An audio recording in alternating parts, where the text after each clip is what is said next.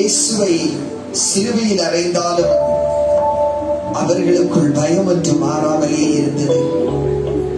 அவர்கள் பின்பு பிலாத்துவினிடத்தில் போய் சொன்னார்கள், இந்த எத்தன் உயிரோடு கூட இருக்கும் பொழுது சொன்னார், இவன் மரித்தாலும் மூன்றாவது நாள் உயிரோடு எழும்புவான் என்று சொன்ன.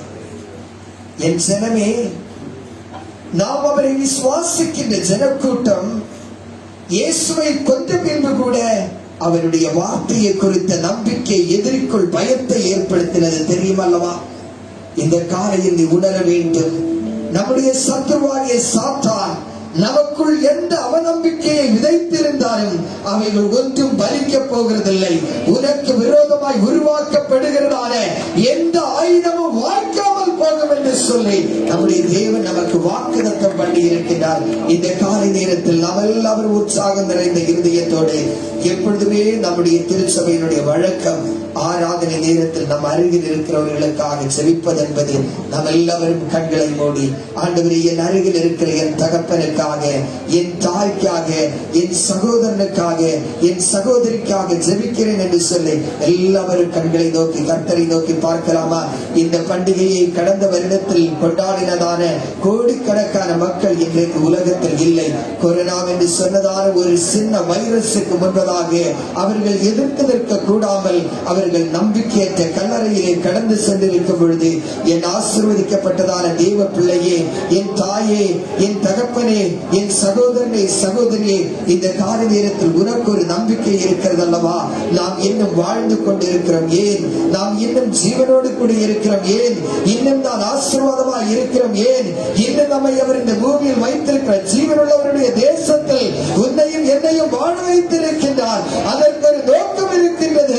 நாம் இந்த பூமியில் விருதாவாய் ஜீவனோடு கூட காணப்படவில்லை. ஹல்லேலூயா, ஹல்லேலூயா. எல்லாரும் ஜெபிப்போமாக, யாரும் மௌனமாயிராமல் அருகில் இருக்கிறவர்களுக்காக உற்சாகமாய் ஜெபிப்போம். என் தெய்வமே, உம்மை துதிக்கின்றோம் ஆண்டவரே, நன்றியோடு கூட உம்மை துதிக்கின்றோம். எங்களுடைய கண்ணீரை துடைக்கின்றதான உம்முடைய அபிஷேகத்தின் வல்லமைக்காக நன்றி செலுத்துகின்றோம். இந்த கால நேரத்தில் எல்லா வேதாள கட்டுகளும், எல்லா சாப கட்டுகளும், எல்லா அந்தகாரத்தினுடைய சக்திகளும் முறிந்து போகிற இந்த காலை நேரத்தில் தேவனுடைய வல்லமைக்காக துதிக்கின்றோம், துதிக்கின்றோம், துதிக்கின்றோம். ஹல்லேலூயா, உம்மை துதிக்கிறோம் ஆண்டவரே. உம்முடைய அபிஷேகத்தின் வல்லமை இறங்கட்டும் ஆண்டவரே. உம்முடைய அபிஷேகத்தின் வல்லமை ஒவ்வொரு வாழ்க்கையின் தொடுவீராக, ஒவ்வொரு வாழ்க்கையின் தொடுவீராக ஆண்டவரே. கீழே இருக்கிறதான எல்லா குட்டி பிள்ளைகளும் கரங்களை கட்டி கர்த்தரை மகிமைப்படுத்துங்க.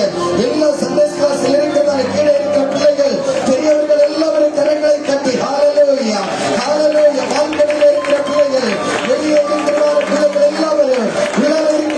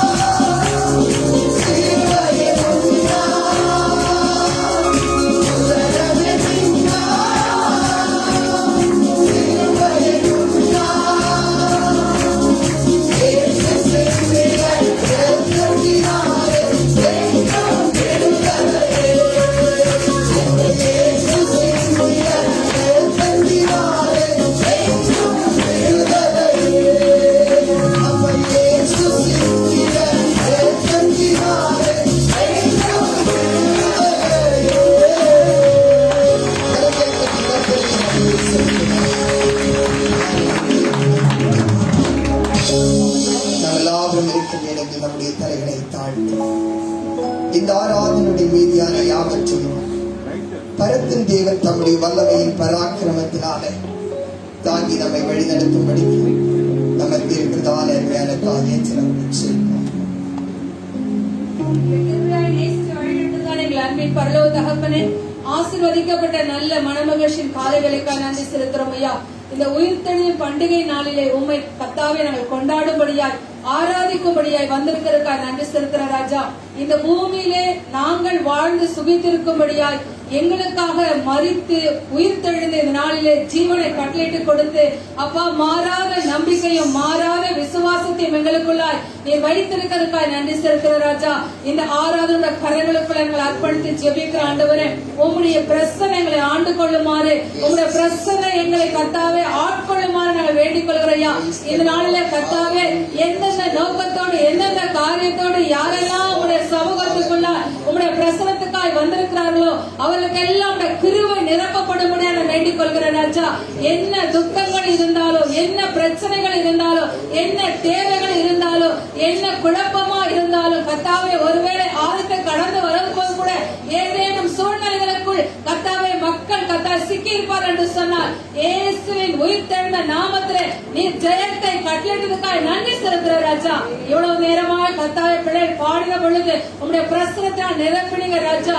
உம்முடைய வல்லமையினால் ஆட்கொண்டீங்க தகப்பனே. ஆண்டவரே, உலகம் கொடுக்க கூடாத சமாதானம், உலகம் கொடுக்க கூடாத அன்பு, உலகம் தரக்கூடாத சிநேகம், உலகம் பாராட்டாத எல்லா தயவுகளையும் அப்பா உம்மை ஆராதிக்கின்ற பொழுது, உம்மை தொழுது கொண்ட பொழுது எங்களை நிரப்புகிறீரே. எங்கள் ஆத்மாவோடு கூட பலன் கொள்ள செய்து நன்றி செலுத்துறோம் ஐயா. அப்பா இந்த வேளையில் தகப்பனாரோட கரங்களுக்குள்ள ஒப்புக் கொடுக்கிறோம். இந்த நாளில் எங்களுக்கு என்று என்ன மன்னாவை வைத்திருக்கிறீரோ அதை நாங்கள் பிரயோஜனப்படுத்தி பிரயோஜனப்படுத்த உதவி செய்யுங்க. மீதமுள்ள வேலை யாவையும் பரிசுத்த அவனை பொறுப்படுத்திக் கொள்ளுங்க. இயேசுவின் நாமத்தில் வேண்டுகின்ற நல்ல பிதாவே, ஆமென். ஹல்லேலூயா, ஹல்லேலூயா. கீழே இருக்கிற பிள்ளைங்க, சண்டே ஸ்கூல் பிள்ளைங்க எல்லாம் ஹல்லேலூயா சொல்லுங்களேன். ஹல்லேலூயா. இங்கே சில சண்டே ஸ்கூல் பிள்ளைங்க இருக்கிறீங்கன்னு நம்புறேன். Right, come on. ஆண்டவராகிய இயேசு கிறிஸ்துவினுடைய அற்புத நாமத்தினாலே இந்த ஆசீர்வதிக்கப்பட்டதான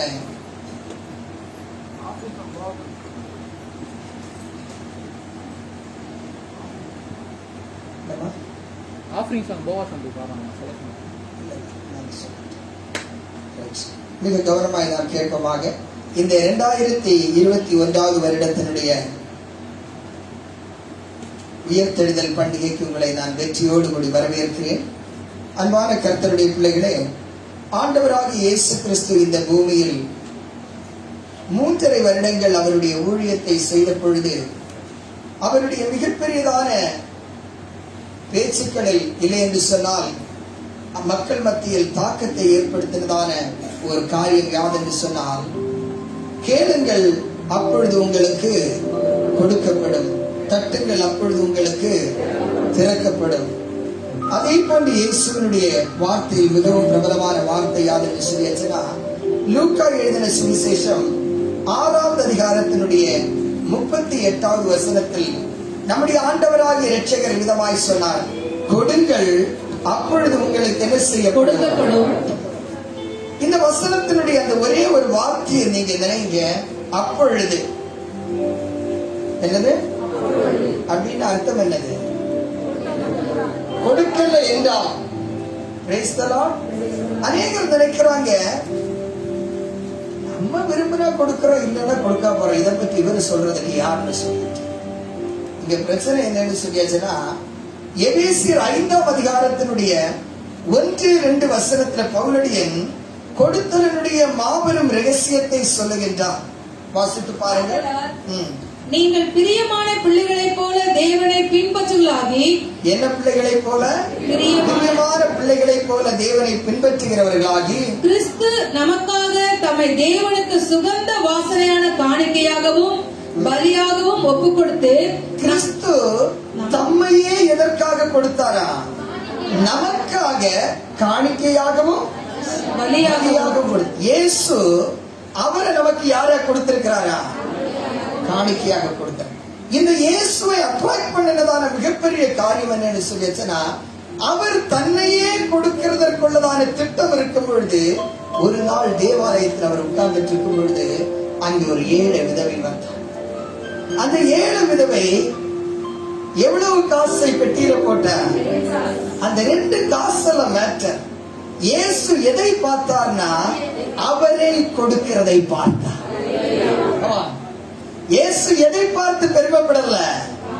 He never worry about the 2 penny.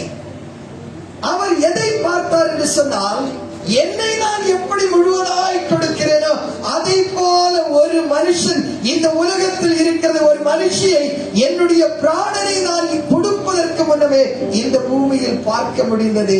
அதை பார்த்த இயேசு அவளை குறித்து இந்த சுவிசேஷத்தில் பதிவு செய்தார். ஹல்லேலூயா, ஹல்லேலூயா. நாம் எப்பொழுதெல்லாம் தேவனுடைய மனதில் பதிவு செய்வதற்கு வாய்ப்பை கொடுக்கின்றோமோ அப்பொழுதெல்லாம் பரலோகம் சொல்லும், உனக்கு இங்கே இடம் உறுதியாக்கப்பட்டிருக்கிறது என்று சொல்லி. ஹல்லேலூயா, ஆமென். Giving is the commandments of God. கொடுத்தல் என்பது இறைவனுடைய கட்டளைகளில் ஒன்றாய் இருக்கின்றது. நாம் கொடுப்பதற்கு என்ன செய்ய வேண்டிய அவசியம் கிடையாது. நாம் அச்சப்பட வேண்டிய அவசியம் இல்லை. எதுக்காக கொடுத்தாங்கன்னு சொல்லி பாருங்களேன். மத்தேயு எழுதின சுவிசேஷம் 28வது அதிகாரம், 28வது அதிகாரம், மத்தேயு 28வது அதிகாரத்தை எடுத்துடுங்களேன். 11வது வசனத்திலிருந்து நாம் வாசிப்போம். அவர்கள் போகையில், ஒரு நிமிஷம், மேல சகோதரி இவாஞ்சலிஸ்ட் ஸ்டீவன் இருப்பாங்க. அவங்க எனக்கு ஒரு ஸ்பெஷல் பாட்டு நமக்காக பாடுவாங்க. ஸ்டீவன், நீங்க கீழே வந்துருங்க, ஆயத்தமாயிடலாம். ரைட், வாசிங்க. அவர்கள் போகையில் காவல் சேவகரில் சிலர் நகரத்துக்குள்ளே வந்து நடந்த யாவற்றையும் பிரதான ஆசாரியருக்கு அறிவித்தார்கள். என்ன நடந்தது? வாசிப்பா 5-6 வசனம். தூதன் அந்த ஸ்திரீகளை நோக்கி நீங்கள் பயப்படாதிருங்கள், சிலுவையில் அறையப்பட்ட இயேசுவை தேடுகிறீர்கள் என்று அறிவேன். அவர் இங்கே இல்லை. அவர் சொன்னபடியே உயிர்த்தெழுந்தார். அவர் என்ன சொன்னபடியே என்ன செய்தார்? உயிர்த்தெழுந்தார். இப்பொழுது நீங்க பயனுள்ள கன்றினியூ பண்ணுங்க. அவர்கள் போகையில் காவல் சேவகர்கள் சிலர் நகரத்துக்குள்ளே வந்து நடந்த யாவற்றையும் பிரதான ஆசாரியருக்கு அறிவித்தார்கள். என்ன நடந்தது? சொல்லுங்க, என்ன நடந்தது? அவர் என்ன செஞ்சிட்டாரு? உயிர் தெழுந்ததுக்கு யாரு சாட்சி? இயேசுவினுடைய சீடர்கள் அல்ல. எந்த போர்ச்சேவர்களை நிறுத்தி வைத்திருந்தார்களோ they are the proof. அவங்க சொல்றாங்க, நாம் 2 நாட்களுக்கு முன்பதாக கொலை செய்தோமே, ஜீசஸ் 3 நாட்களுக்கு முன்பு அவர் சொன்னது போல உண்மையிலே என்ன செஞ்சிட்டாருங்க? we are the eyewitness. நாங்க அதை பார்த்தோம். இதுவரை எத்தனையோ பேர் சிலுவையில் அடித்து கொண்டதுண்டு, யாருடைய கல்லறைக்கும் காவல் நிற்கல. ஈவன் தோ அந்த ரோம கவர்மெண்டினுடைய சக்கரவர்த்திகள் எத்தனையோ பேர் இருந்தார்கள், அவங்களுடைய கல்லறையை சுற்றிலும் யாரும் நின்றது கிடையாது. No soldiers around the tomb. ஆனால் இங்கே கட்டாயப்படுத்தப்பட்டார்கள் இவருடைய வார்த்தை. ஆனால் அவர் சொன்னபடி என்ன செய்தார்?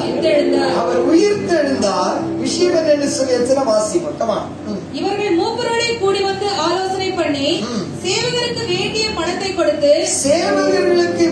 பணத்தை கொடுத்து நாங்கள் நித்திரை பண்ணுகையில் அவனுடைய சீஷர்கள் ராத்திரியிலே வந்து அவனை களவாய் கொண்டு போய்விட்டார்கள் என்று சொல்லுங்கள். பாத்தீங்களா? எதுக்காக பணம் கொடுக்கறாங்க? எதுக்காக? பொய்.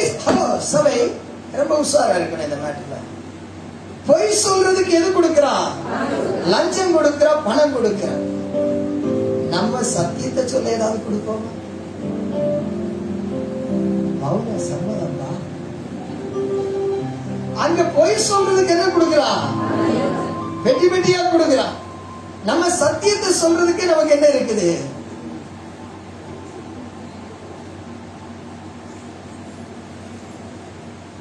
அழகா சிரிக்கிறீங்க. சத்தியத்தை சொல்றதுக்கு நமக்கு என்ன வரமாட்டேங்குது? மனசு வரமாட்டேங்குது. இந்த காலையில நாம் கர்த்தருக்காக விதைக்கின்றதான நேரம். இந்த சுவிசேஷம் பரவும்படியாக ஒருவேளை நம்முடைய சபையில் ஒரு டிராக்டருக்கும் ஒரு ஆத்மாவை ரட்சிப்புக்குள்ளார வழி நடத்துறது. You have a partnership with that tract. உலகத்தை பார்க்கிறோம், விலையேற பெற்ற ஒரு ஆத்மா கிறிஸ்துவுக்குள் வருவதற்கு உன்னுடைய பங்கு இருக்கும் என்று சொன்னால் அது எத்தனை பாக்கியம் பாருங்கள். நாம் இருக்கின்றதான இடங்களில் எழுந்து நின்று நம்முடைய கர்த்தராகிய இயேசு கிறிஸ்துவனுடைய வல்லமையை நாம் அனுபவிப்பதற்காக நம்மை கர்த்தருடைய கரங்களில் நாம் ஒப்புக் கொடுப்போமாக. நம்முடைய விதைகள் நம்முடைய கரங்களில் எடுக்கப்படும். இந்த விதைகளை கர்த்தர் அளவில்லாமல் ஆசீர்வதித்து இதை 10,000 லட்சங்களாய் கோடானி கோடிகளாய் கர்த்தர் பெருக பண்ணி சுவிசேஷத்தினுடைய மகிமைக்காக இது உபயோகப்படும்படி கர்த்தருடைய கரங்களில் நாம் ஒப்புக் கொடுப்போமாக. பரலோகத்தின் தேவன் இந்த காணிக்கைகளை ஆசீர்வதிக்கும்படி நான் பரலோகத்தை நோக்கி பார்ப்போமாக. வானத்திற்கும் பூமிக்கும் ஆண்டவராய் இருக்கிற எங்களுடைய பரிசுத்த பிதாவே, ஆண்டவரே, பொய் சொல்வதற்கு என்று சொல்லிக்கூட விதைப்பதற்கு நபர்கள் இருக்கும் பொழுது அரசாங்கமும் அதிகாரத்தையும் அந்த நாட்களிலே அதை செய்ததே. ஆனால் பயந்து நடுங்கினதான சீடர்கள் தங்களால் இயலவில்லை என்று சொல்லி கடைசியில் அவர்கள் வார்த்தையை கூட மறுதலித்து மீன்பிடிக்க கடந்து சென்றார்கள். ஆனாலும் நீர் விடாமல் உம்மை நம்பினவர்களை நீ சம்பூர்ணமாய் ஆசீர்வதிக்கிறதான தெய்வம். இந்த ஆசீர்வதிக்கப்பட்ட காலையில எங்களுடைய இந்த ஒவ்வொரு விதைகளும் உம்முடைய கரங்களில் கொடுக்கின்றோம்.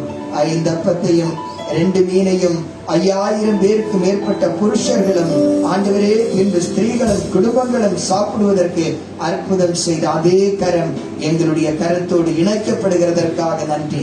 அற்புதங்களை தொடர்ந்து காண செய்ய கரங்களில் கொடுக்கிறோம். நீரே பெருக பண்ணுங்க. இயேசுவின் நாமத்தில் வேண்டுகிறேன் பிதாவே, ஆமென். சகோதர பாடுபடி நாம் கத்திருக்காங்க.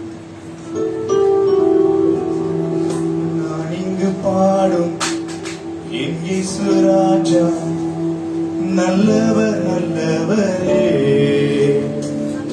நல்லவர், வல்லவரே.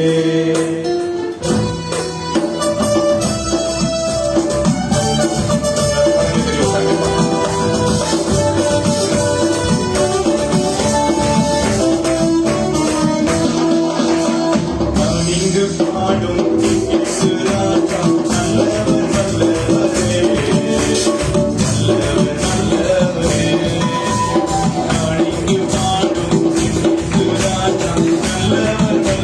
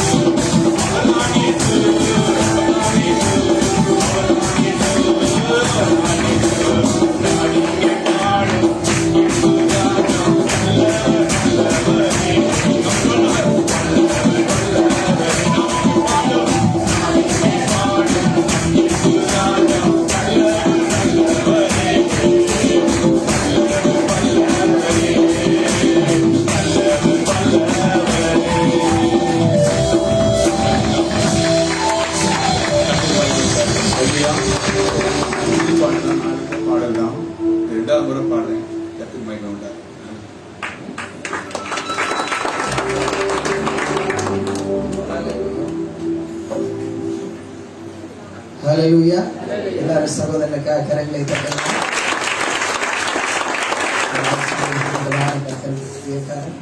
அவர் எழுதின பாடல் அற்புதமான பாடல். அல்லேலூயா.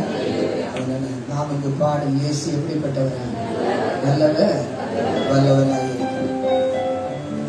தேவனுடைய பரிசுத்த நாமத்திற்கு மகிமை உண்டாகட்டும். இனி நமக்கு முன்பதாக சில நிமிடங்கள் மட்டும்தான் இருக்கிறது.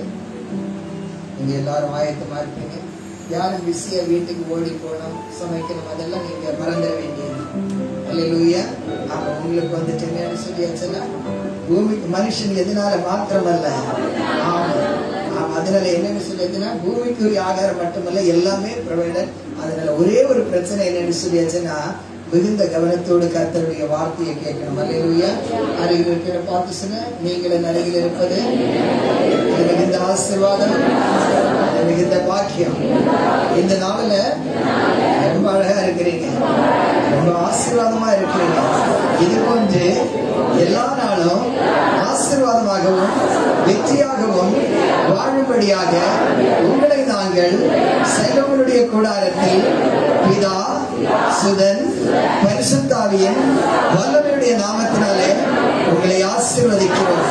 என்னுடைய ஆசீர்வாதம் தேவனால் வல்லமையினால் கொடுக்கப்பட்டது. நீங்கள் ஆசீர்வதிக்கப்பட்டவர்கள். God bless you. Hallelujah. Yes, we are blessed. நாம் ஆசீர்வதிக்கப்பட்டவர்கள் என்பதை நீங்கள் விசுவாசிக்க வேண்டியது அவசியமாக இருக்கிறது. அன்பான கர்த்தருடைய பிள்ளைகளை, இந்த ஆசீர்வதிக்கப்பட்டதான நாளினுடைய செய்தியினுடைய தலைப்பு The Purpose of the Resurrection. உயிர்த்தெழுதலின் நோக்கம். வல்லமையில உயிர்த்தெழுதலின் not power, it's a purpose. கடந்த வருஷத்துல பவரை குறித்து பேசினேன். நோக்கத்தை குறித்து சொல்லும் பொழுது எல்லா மனிதனும் தன்னுடைய வாழ்க்கையில் ஏதோ ஒரு நோக்கத்தோடு வாழ்ந்து கொண்டிருக்கிறார். பெற்றோர்களுக்கு பிள்ளைகளை உயர் அதிகாரத்தில் இல்லைன்னு சொல்லினா தேசத்தினுடைய உயர்ந்த குடிமக்களாய் மாற்ற வேண்டும் என்றும் சாதனை சிறந்தவர்களாய் மாற்ற வேண்டும் என்பது பெற்றோர்களுடைய நோக்கமாக இருக்கிறது. ஒரு வாலிப குழந்தை தன்னுடைய +2 முடித்தவுடனே கல்லூரியில் தான் விரும்புகிறதான கல்லூரியில் இடம் கிடைக்க வேண்டும் என்பது அவருடைய நோக்கமாக இருக்கிறது. கல்லூரி படிப்பு படித்துக் கொண்டே இருக்கும்போது இறுதி வருடத்தில் வரும் பொழுது தன்னுடைய கனவு கம்பெனியில கூகுள், அதே போன்றதான மாபெரும் கம்பெனியில வேலை கிடைக்க வேண்டும் என்பது அவர்களுடைய நோக்கமாக இருக்கிறது. நல்ல வேலை கிடைச்சிருச்சுன்னா வாலிப பொண்ணு சொல்ற நல்ல புருஷன் அமையணும். அப்பா அம்மா அதை விட பயங்கரமா போட்டி போடுறாங்க. இப்படி எல்லாம் ஒரு நோக்கத்தோடு அடைகிறதான இந்த உலகம், அவர்கள் எல்லாரும் விரும்பின நோக்கத்தை என்ன செய்தது கிடையாது, அவர்கள் அடைந்தது கிடையாது. ஆனால் நம்முடைய ஆண்டவராகிய இயேசு கிறிஸ்து இந்த பூமியில் வரும் பொழுது ஒரே நோக்கத்தோடு கூடி கடந்து வந்தார். அவருடைய நோக்கத்தை பகர்ப்பதற்காக முழு உலகமும் ஒன்று சேர்ந்து அவருக்கு விரோதமாய் போராடினது. இறுதியில் எல்லா மனிதனுக்கும் சம்பவிப்பது போல அவருக்கு மரணமும் சம்பவித்தது. இயேசு சகலத்திலிருந்து வித்தியாசப்படுகிறதற்கு காரணம் யாதென்று சொன்னால், மரணம் மட்டும் அவரை என்ன செய்ய முடியவில்லை என்று சொன்னால், எல்லா உலக தலைவர்களும், எல்லா சாம்ராஜ்யத்தை உருவாக்கினவர்களும், உலகம் கண்டு பயந்ததான மாபெரும் வீரர்களும் கல்லறையில் தூங்கிக் கொண்டிருக்கும் பொழுது நம்முடைய அன்பு இரட்சகராகிய இயேசு கிறிஸ்து மட்டும் அவர் எதை சொன்னாரோ அதை அவர் நிறைவேற்றினவராய் இருக்கின்றார்.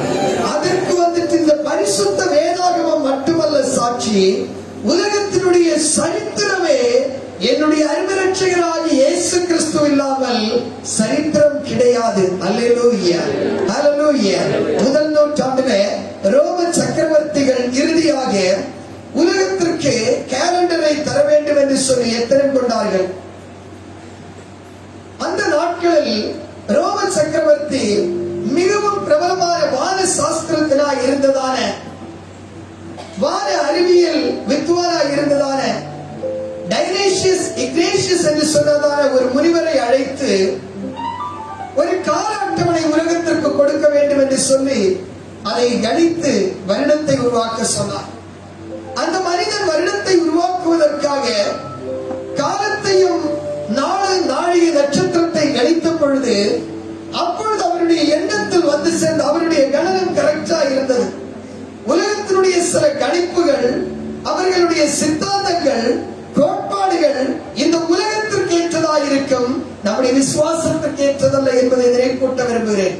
அவர்கள் கணித்த பொழுது அவர்கள் எந்த நட்சத்திரத்தை மையமாக கொண்டு சரித்திரத்தை உருவாக்கினார்கள் என்றால், பரிசுத்த வேதாகமம் சொல்லுகிறது அல்லவா, ஏரோதனுடைய நாட்களில் ஒன்றிலே யூதியாவில் உள்ள பெத்லகேமிலே இயேசு கிறிஸ்து பிறந்த பொழுது கிழக்கிலிருந்து சாஸ்திரிகள் தோன்றி அவர்களை எது வழிநடத்தி வந்தது என்று சொல்லி, நட்சத்திரம் ஒன்று வழிநடத்தி வந்தது என்று சொல்லி. இந்து சகோதர சகோதரிகளுக்கு ரொம்ப பிரபலமானது அவர்களுடைய ஜாதகம். அந்த ஜாதகத்தை எழுதும்போது பாருங்க, ஒரு மரம், ஒரு பறவை, ஒரு மிருகம், ஒரு நட்சத்திரம், இதெல்லாம் எதற்குட்படுகின்றது. அதனால்தான் வானத்தில் இருக்கின்றதான அண்டத்தில் உள்ளதான நட்சத்திரங்கள் என்ன செய்யப்படவில்லை, இதுவரையும் எண்ணப்படவே இல்லை.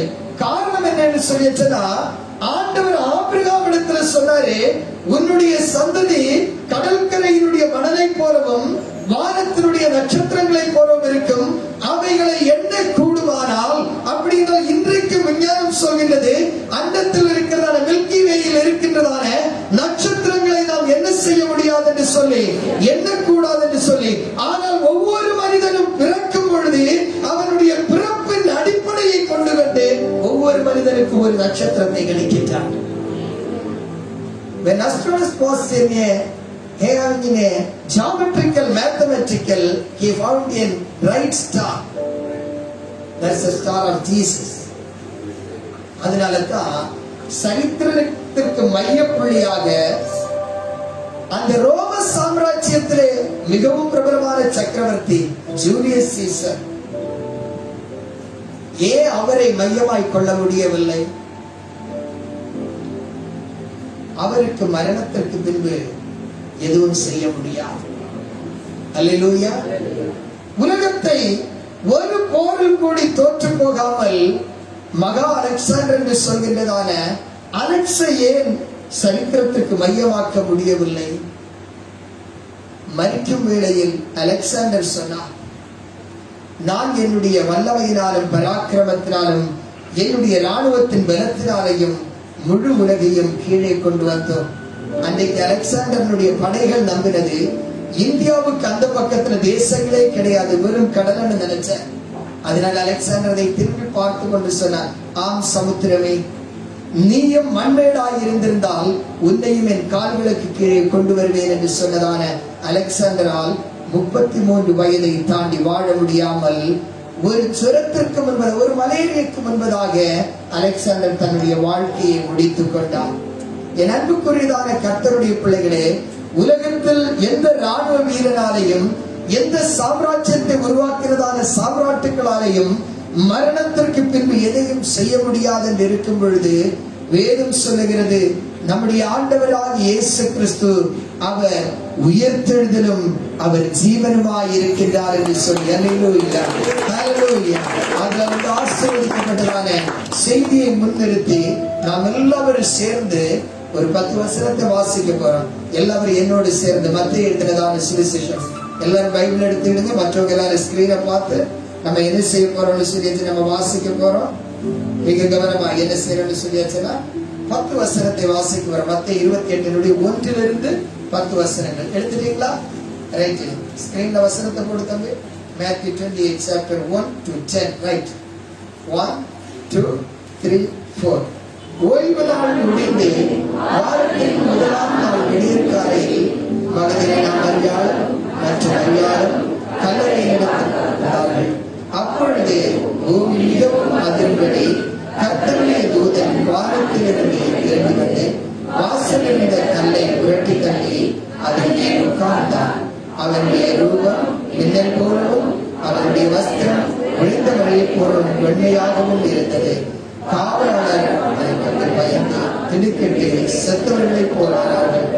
தூதன் அந்த ஸ்திரீகளை நோக்கி, நீங்கள் பயப்படாதீர்கள், சிலுவையில் அறையப்பட்ட இயேசுவை தேடுகிறீர்கள் என்று அறிவேன். அவர் இங்கே இல்லை, தாம் சொன்னபடியே உயர்த்தெழுந்தார். கர்த்தரை வைத்த இடத்தை வந்து பாருங்கள். சீக்கிரமாய் போய் அவர் மரித்தோரில் எழுந்தார் என்று அவருடைய சீஷர்களுக்கு சொல்லுங்கள். அவர் உங்களுக்கு முன்னே கலிலேயாவுக்கு போகிறார், அங்கே அவரை காண்பீர்கள். இதோ உங்களுக்கு சொன்னேன் என்றார். அவர்கள் பயத்தோடும் மகா சந்தோஷத்தோடும் கல்லறையை விட்டு சீக்கிரமாய் புறப்பட்டு அவருடைய சீஷர்களுக்கு அறிவிக்க ஓடினார்கள். அவர்கள் அவருடைய சீஷர்களுக்கு அறிவிக்க போகிற போது இயேசு தாமே அவர்களுக்கு எதிர்பட்டு வாழ்க என்றார். அவர்கள் கிட்ட வந்து அவர் பாதங்களை தழுவி அவரை பணிந்து கொண்டார்கள். அப்பொழுது இயேசு அவர்களை நோக்கி, பயப்படாதிருங்கள், நீங்கள் போய் என் சகோதரன் கலிலேயாவுக்கு போகும்படி அவர்களுக்கு சொல்லுங்கள், அங்கே அவர்கள் என்னை காண்பார்கள் என்றார். அல்லேலூயா, அல்லேலூயா. நம்முடைய ஆண்டவராகிய இயேசு கிறிஸ்து உயிர்த்தெழுந்ததான சம்பவத்தை எல்லா கிறிஸ்தவர்களும் காலாகாலமாகவே இந்த புனித ஞாயிற்றுக்கிழமையிலே நாம் செய்தியாக கேள்விப்படுகின்றோம். இயேசு கிறிஸ்து உயிர்த்தெழுந்ததினால நமக்கு என்ன பிரயோஜனம் உண்டாயிற்று, நமக்கு என்ன நன்மை உண்டாயிற்று என்று நாம் சிந்திக்க வேண்டியது மிகவும் அவசியமாக இருக்கிறது. இந்த நாள் ஒரு பண்டிகைக்காக உருவாக்கப்பட்ட நாள் அல்ல. ஹலோ, இந்த நாளுல நமக்கெல்லாம் சிறப்பாக நிறைய பேர் புதிய சாரியோட புதிய ட்ரெஸ் போட்டுக்கிட்டு புதிய செப்பல் எல்லாத்தையும் புதிய ஸ்லைடு இதெல்லாம் தான் அவங்களுக்கு பெருசா தெரியுது. ஆனா இந்த எல்லாம் புதுசா கிடைக்கிறதற்கு இந்த நாளை உருவாக்கிற ஆண்டவர் எவ்வளவு அற்புதமானவர். அப்ப இந்த நாளினுடைய நோக்கத்தை நாம் புரிந்து கொள்ளாவிட்டால் நம்முடைய இந்த கொண்டாட்டம் வீணும் விருதாவுமாய் போயிடும். உண்மைதானே? அப்ப இந்த நாளினுடைய நோக்கத்தை நாம் அறிந்து கொள்ள வேண்டியது மிகவும் அவசியமாய் இருக்கின்றது. பரிசுத்த வேதாகமத்தை என்னோடு சேர்த்து நீங்கள் திருப்பிக் கொள்ளலாம். அன்பான கர்த்தருடைய பிள்ளைகளே, மிக கவனமாய் நீங்கள் சிந்திக்க வேண்டிய காரியம் எதுனா, இயேசு கிறிஸ்து வெள்ளிக்கிழமையில் அவர் என்ன செய்தார்? மரித்தாரு. மரித்த பின்பு இந்த இயேசு கிறிஸ்துவை யாருடைய கல்லறையில் அடக்கம் செய்து வைத்தார்கள்? அரிமத்தியூரானாகிய யோசேப்பு கல்லறையை கொடுத்தார். அந்த கல்லறையை இயேசு கிறிஸ்துவனிடத்தில் நம்ம இப்போ செய்தியில கேட்டா, கொடுங்கள் அப்பொழுது உங்களுக்கு கொடுக்கப்படும். இயேசுவுக்கு ஒரு கல்லறையை கூட கொடுத்தா அதை கூட அவர் எதுவும் வச்சுக்கிடல. நமக்கு யாராவது ஏதாவது கொடுத்துட்டோம்னு சொல்லி திருப்பி கொடுக்கிற நேரம் வரும்போது நமக்கு ரொம்ப வலிக்கும். என்ன ஆனா பாருங்க, ஆண்டவராக இயேசு கிறிஸ்துவுக்கு எது கொடுக்கிறாங்க? கல்லறையை கொடுக்கிறாங்க. ஆனா இயேசு மூன்றாவது நாள் அந்த கல்லறை யாருக்கு திருப்பி கொடுத்துட்டாரு? அரிமத்தியூரானாகிய யோசேப்புக்கு காலி பண்ணி கொடுத்துட்டாரு.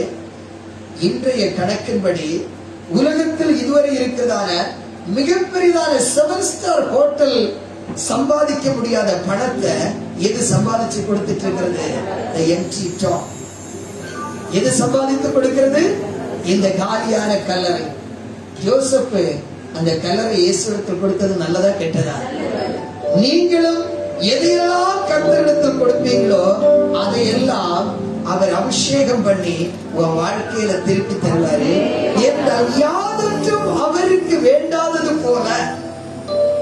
அப்போஸ்தலர் 17 வாஸ்மேடையில் நின்று கொண்டு அப்போஸ்தலனாகிய பவுலடியன் அன்றைய நாட்களில் மிகப்பெரிய ஞானிகளிடத்தில் சொல்கிறார், அவருக்கு யாதொன்றும் என்ன இல்லாதது போல, தேவை இல்லாதது போல. அப்ப யாருக்கு தான் தேவை? We are the needy people. அவருக்கு எதுவும் தேவையில்லை. யாருக்கு தான் தேவை? நமக்கு தான் தேவை. ஆதலால் உன்னுடைய தேவைகள் எந்த சிஸ்டத்தின் வழியா ஆபரேட் ஆகணும்னு சொல்லியா, நீ எதை செய்யறியோ அதன் கூட மட்டுமே செயல்படும். Don't be a blind Christian. குருட்டுத்தனமான கிறிஸ்தவர்களாய் வாழாதீர்கள். ஜெபிச்சா எதுவும் கிடைச்சிடும் அப்படின்னு நீ ஜெபிக்கும் போதெல்லாம் கிடைச்சிருக்க வேண்டியதானே? இல்ல, தேவனுடைய வசனத்தின்படி செயல்பட்டு கீழ்ப்படிஞ்சா மட்டுமே கிடைக்கும். அல்லேலூயா. சும்மா பைபிள் வாசிச்சதுனால கிடைக்காது. பைபிள் வசனத்தை கீழ்ப்படிஞ்சா தான் கிடைக்கும். Praise the Lord. ஆண்டவர் சொல்றாரு, எப்படி ஆவி இல்லாத சரீரம் செத்ததாய் இருக்கிறதோ அதே போல கிரியை இல்லாத விசுவாசம் எதுவாய் இருக்கிறது? செத்ததாய் இருக்கிறது. இந்த கால நேரத்தில் நாம் செயல்பட வேண்டியது அவசியமாய் இருக்கிறது. ஆண்டவராகிய இயேசு கிறிஸ்துவானவர் இவ்விதமாய் அடக்கம் பண்ணப்பட்டு இயேசு கிறிஸ்து அன்றைக்கு எங்க போயிட்டாரு? சனிக்கிழமை இயேசுவுக்கு எங்க பிசினஸ் நடந்தது? அவர் பாதாளத்தில் இருந்தார். பாதாளத்து அங்கே யார் உட்கார்ந்துட்டு இருந்தார்? அங்க யாரு? ஒன்று காவல் வைக்க 2 பேர் இருக்கிறாங்க. ஒண்ணு ஆண்டவர் என்ன செய்கிற பாதாளத்தில் வைத்திருந்ததான தூதர்கள். இன்னொன்று யாருன்னு சொல்லி நோவாவின் நாட்களிலே சிறைப்பட்டவர்கள் துவக்கி நம்முடைய முற்பிதாக்கள் எல்லாரும் எங்கே இருக்கிறாங்க என்று சொல்லியாச்சுன்னா அந்த பாதாளத்தில் அவர்கள் இருந்தார்கள். காரணம் என்னன்னு சொல்லியாச்சுன்னா 4 வசனங்களை உங்களுக்கு நினைப்பூட்டும்படி விரும்புகிறேன். 1 பேதுருவுக்கு எழுதினதான நிருபம் 1 பேதுருவுக்கு எழுதின நிருபம் 1ஆம் அதிகாரத்தினுடைய எழுத்துடுங்கள 10 இருந்து வாசிங்க. உங்களுக்கு உண்டான கிருபையை குறித்து தீர்க்க தரிசனம் சொன்ன தீர்க்கதரிசிகள் இந்த ரட்சிப்பை குறித்து கருத்தாய் ஆராய்ந்து பரிசோதனை பண்ணினார்கள். இந்த ரட்சிப்பை குறித்து கருத்தாய் ஆராய்ந்து என்ன செய்தார்கள்? பரிசோதனை பண்ணினார்கள். தங்களில் உள்ள கிறிஸ்துவின் ஆவியானவர் கிறிஸ்துவுக்கு உண்டாகும் பாடுகளையும் கிறிஸ்துவுக்கு உண்டாகும் எதையும் பாடுகளையும் இது யாரு கருத்தாய் ஆராய்ச்சி பண்ணினாங்க? இவங்க யாரும் புதிய ஏற்பாடு விசுவாசிகள் கிடையாது. They are Old Testament prophets. அவர்கள் எல்லாரும் என்ன செய்யறாங்கன்னு சொல்லினா வேதத்தை மிகவும் நுட்பமாய் ஆராய்ந்த பொழுது ஒரு காரியத்தை கண்டுபிடித்தாங்க. நமக்கு கிடைத்ததான கிருபைக்கு அவர்கள் உடன் பங்காளிகள் ஆகிறதற்காக அல்ல, இது சபையில் நடக்கின்ற ஒரு மாபெரும் மாறுதலினால் தான் நமக்கு இது கிடைக்கும் அவங்க புரிஞ்சாங்க. அது எப்படி நடக்கும் என்று சொல்லியாச்சுன்னா 4வது வசனத்தை வாசிட்டு நீங்க திரும்பி வரீங்க. வாசிங்க. அவர் இயேசு கிறிஸ்து மரித்தோரிலிருந்து எழுந்ததினாலே அழியாததும் மாசற்றதும் வாடாததுமாகிய சுதந்திரத்திற்கு ஏதுவான ஜீவனுள்ள நம்பிக்கை உண்டாகும்படி நமது மிகுந்த இரக்கத்தின்படியே நம்மை மறுபடியும் ஜெனிப்பித்தார். நம்மை என்ன செய்தாரா? மறுபடியும் ஜெனிப்பித்தார். கேளுங்க, ஆண்டவர் மறுபடியும் தருகின்றதான பிறப்பின் மூலமாக மட்டும்தான் யாரே கிருபைக்குள்ளாக வர முடிகின்றது? நம்முடைய முற்பிதாக்களும் தீர்க்கதரிசி. Praise the Lord. Hallelujah. இதுக்காகத்தான் இயேசு கிறிஸ்து பாதாளத்துக்கு போனதான சமாச்சாரம் இதுதான். ஏன்னா நமக்கு அறிவிக்கப்பட்டதான சுவிசேஷம் இயேசுவினால் அவர்களுக்கு எங்கே அறிவிக்கப்படுகின்றது? பாதாளத்தில் அவர்களுக்கு அறிவிக்கப்படுகின்றது. இப்ப நீங்க கண்டினியூ பண்ணுங்க. தங்களில் உள்ள கிறிஸ்துவின் ஆவியானவர் கவர்மெண்ட் கேளுங்க, கன்ஃபியூஸ் ஆகுது. தங்களில் உள்ள கிறிஸ்துவின் ஆவியானவர் கிறிஸ்துவுக்கு உண்டாகும் பாடுகளையும் அவைகளுக்கு பின்வரும் மகிமையிலே முன்னறிவித்த போது இன்ன காலத்தை குறித்தார் என்பதையும் அந்த காலத்தின் விசேஷம் இன்னது என்பதையும் ஆராய்ந்தார்கள். வாசிப்போம். தங்கள் நிமித்தமல்ல. யார் நிமித்தமல்ல அப்படின்னு? யார் நிமித்தமல்ல? ஆபிரகாம், ஈசாக்கு, தீர்க்கதரிசிகள், மோசே இவர்கள் நிமித்தமல்ல, நமது நிமித்தமே இவர்களை தெரிவித்தார்கள் என்று. யார் நிமித்தமே? நமது நிமித்தம். அப்போ ஆண்டவராகிய இயேசு கிறிஸ்து இந்த உலகத்திற்கு மகிமை கொடுக்கின்றதான ஸ்லாக்கியத்தை எதன் மூலமாய் தெரியப்படுத்துகிறார்னு சொல்லியாச்சுன்னா கிறிஸ்துவின் சரீரமாகிய சபையின் மூலம். வேதம் எதன் மூலமாகவும் கிடையாது. இயேசு கிறிஸ்துவனுடைய மரணத்தை நாம் நோக்கி பார்க்கும் பொழுது நாம் எல்லாரும் எதில் செத்தோம்? ஆவியில் செத்தோம். மனுஷன் பாவம் செய்வது எதில் செத்தா? ஆவியில செத்தா. ஆனா ஆண்டவராகிய இயேசு கிறிஸ்து எதில செத்தாரு? மாம்சத்தில் செத்தாரு. இதான் ரெண்டுக்கு வித்தியாசம். இயேசு எதில் சாகல? இயேசு ஆவியில் சாவல்ல. இயேசு எதில் செத்தாரு? அவர் மாம்சத்தில் கொலையுண்டு. பேதுரு அப்படிதானே சொல்றாரு, அவர் மாம்சத்தில் கொலையுண்டு. ஆனா ஆதாம் ஏவாள் எதில செத்தாங்க? ஏன்னா அவர்கள் பாவத்தில் விழுந்து செத்தம் என்று. ஆதாம் எத்தனை வருஷம் உயிரோடு இருக்கிறாரு? எத்தனை வருஷம்? 930 வருஷம். அப்ப அவர் எதில சாகல? மாம்சத்துல சாகல. இயேசு மாம்சத்துல செத்தம் என்று எத்தனை வருஷம் உயிரோடு இருக்கிறாரு? இதோ உலகத்தின் முடிவு வரையும் சகல நாட்களிலேயோ. இரண்டு மரணத்துக்கு உள்ளதான டிஸ்டிங்ஷன் என்னன்னு புரிஞ்சுட்டீங்களா? நம்ம மரித்து நம்முடைய வாழ்நாள் காலமானது கவுண்டவுன் கீழாக வருகிறது. இயேசு மரித்து அவருடைய ஜீவனுடைய கவுண்டவுன் ஆனது கவுண்டவுன் என்று சொன்னதான ஒரு சாப்டர் இல்லாமல் ஆகின்றது. ஹல்லேலூயா. அதனால்தான் எதனால இந்த உயிர்த்தெழுதலின் பண்டிகை சிறப்பும் நோக்கமும் விசேஷமுடையதாய் மாறுகின்றது என்று சொன்னால், உலகத்தில் மாபெரும் 2 காரியங்கள் முக்கியத்துவம் வாய்ந்தது.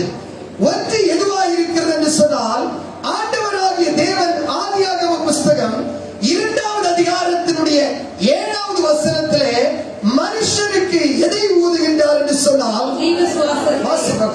தேவனாகிய கர்த்தர் மனுஷனை பூமியின் மண்ணினாலே உருவாக்கி ஜீவ சுவாசத்தை நாசியிலே ஊதினார். அவனுடைய நாசியில் எதை ஊட்டுகின்றார்?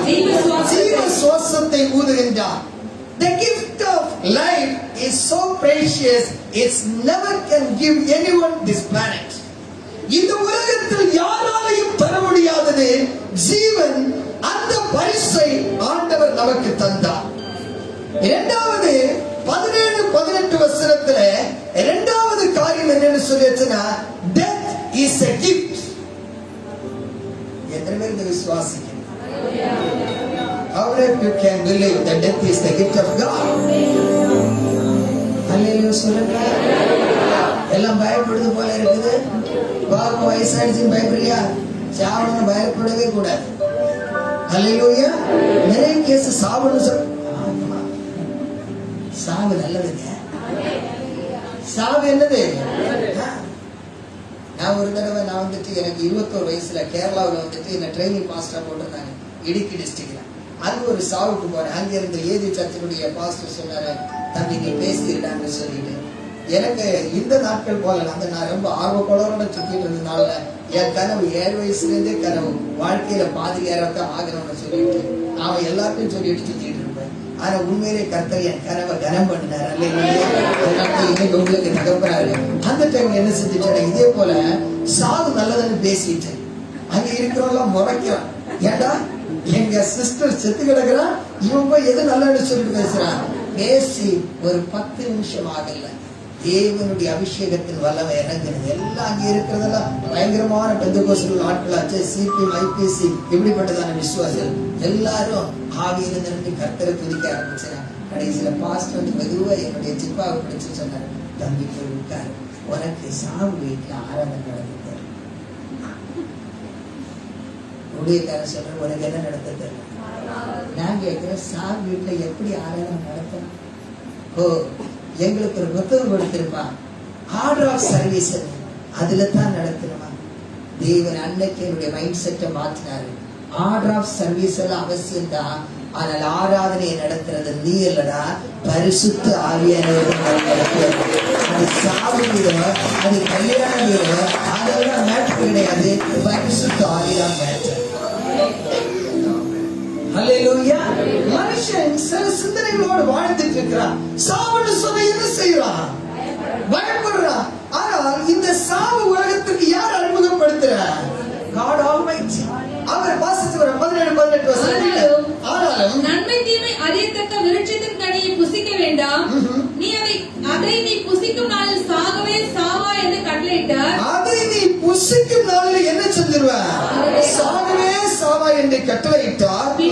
பின்பு தேவனாகிய கர்த்தர் மனுஷன் தனிமையா இருப்பது நல்லதல்ல. ஆண்டவர் சொன்னாரு, என் பேச்ச கேட்கலன்னு நீங்க என்ன செய்வீங்க? செத்துடுவீங்க. இப்ப இங்க 2 பிரச்சனை என்னன்னு சொல்லிச்சுன்னா, ஒன்று தேவன் தந்ததான ஜீவன் என்று சொன்னதான பரிசு, இன்னொன்று மரணம் என்று சொன்னதான பரிசு. இந்த மரணத்தை மட்டும் நாம் அனுபவிக்கலைன்னா நம்ம என்ன செய்ய முடியாதுன்னு சொல்லியாச்சுன்னா, நம்முடைய ஆண்டவரையே பார்க்க முடியாது. ஹலோ, இப்ப சொல்லுங்க, மரணம் நல்லதா கெட்டதா? நம்ம மரிக்கலைன்னா நம்ம யாரையும் பார்க்க முடியாது, நம்முடைய ஆண்டவரை பார்க்க முடியும். மரிக்கிறது நல்லதா கெட்டதா?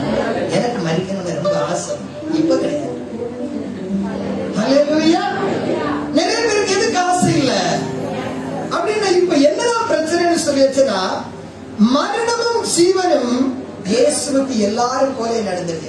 இயேசு பிறந்தது நம்ம கிறிஸ்துமஸ் கொண்டாடுறோம்ல, அது பெரிய மேட்டர் கிடையாது. நானும் என் பர்த்டே கொண்டாடுறேன்ல. இயேசு பிறந்தது கிறிஸ்துமஸை கொண்டாட, நான் பர்த்டே கொண்டாடல, நம்ம குட்டி பொண்ணுக்கு பர்த்டே கொண்டாடலாம். அப்ப இயேசு பர்த்டே கொண்டாட நம்ம வீட்டுல என்ன நடக்குது? என்ன முடிக்கிறீங்க? என்ன கிறிஸ்துமஸ் இவ்வளவு மட்டமா சொல்றாருன்னு சொல்லிட்டு, மட்டமா நான் கிடையாது, இது நல்லது. இதனால இது என்னது? நமக்கும் பர்த்டே இருக்கு, அவருக்கு என்ன வச்சுட்டாங்க? பர்த்டே வச்சுட்டா ஓகே. அடுத்து நம்ம பாட்டியும் சாகர இயேசுநாதர் செத்தார், இதுல என்ன பெரிய மேட்டர்? இது என்னது? It is an ordinary thing. அவரும் செத்தாரு, மனுஷனை என்ன செய்யறாங்க? ஆனா மூன்றாவது காரியம், it is significant. It's a supernatural. It's ever happened in history. That is the purpose of Jesus. Hallelujah. அவர் பிறந்ததும் மரித்ததும் அல்ல. It is happening for everybody in this planet. அவர் உயிரோடு கூட எழுந்தது எந்த மனிதனுக்கும் சம்பவிக்காத ஒரு அற்புதமான காரியம். அதை எனக்கும் உனக்கும் சம்பவிக்க கூட்டுகின்றதுதான் இந்த உயிர்த்தெழுதலின் நோக்கமாக இருக்கிறது. அவர் மாத்திரம் உயிர்த்தெழவில்லை, அவர் என்னையும் உன்னையும் உயிர்த்தெழுதலின் பங்காளிகளாய் மாற்றி இருக்கிறார். சமய கரங்களை தட்டி இந்த நோக்கத்தை நிறைவேற்றுகின்ற தங்கமானவரின் சக்திக்காக கர்த்தரை நாம் துதிப்போமாக. ஹல்லேலூயா. அவர் உயிர்த்தெழுதலுடைய நோக்கம் என்று சொல்லி ரெண்டு காரியங்களை நிறைவேற்றி ஆன் டைம்ல உங்களை அனுப்புறேன் பாருங்க. குயிக்காக வேதாகமத்தை என்னோடு திருப்பிக் கொள்ளுங்க. 1 கொரிந்தியர் 15ஆம் அதிகாரத்தினுடைய 17வது வசனத்தை வாசிப்போம். 16, 17. 1 கொரிந்தியர் 15 16, 17.